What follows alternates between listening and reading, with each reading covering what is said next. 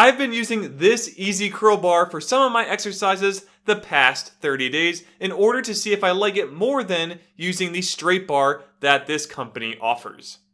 And in that testing, I found out that easy curl bars really aren't for me, but here's some things I picked up in my testing along the way.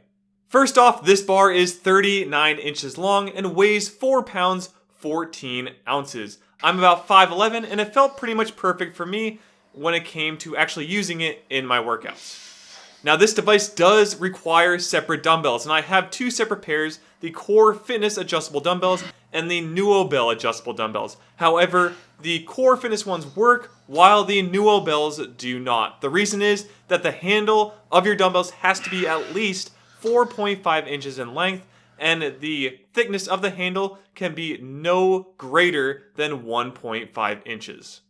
But if you do have two dumbbells that fit in the easy curl bar, this does work fairly well for what it's designed for. The only weird, awkward thing is that because the dumbbells don't have the weight kind of distributed evenly throughout, because of the weights on either side of those handles, it can be a little awkward getting to some positions and holding it. I was able to figure it out for each one, but just know it's not like a perfect kind of weight like you'd have with a standard barbell set as those around, where this one has the weights kind of set up in an awkward way.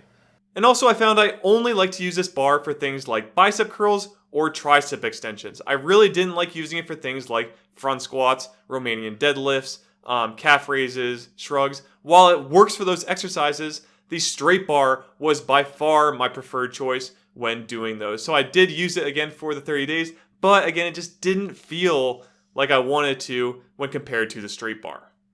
And this bar has the same problem I had when reviewing the straight bar, and it's going to be that twist lock. It's made of pretty flimsy plastic, where I feel like if I dropped a dumbbell on it, stepped on it, or like I could probably maybe even crush it in my hand, I could snap that piece of plastic pretty easily, and it is the thing that locks the clamps at the end onto your dumbbell. So if that breaks, you essentially can't use the easy curl bar or straight bar anymore. So it is one of those fail areas where I'd really like them to enhance this, make it a nice tough or stronger plastic, or even move to metal, because again, this is something that if it breaks, you can't use the product afterwards.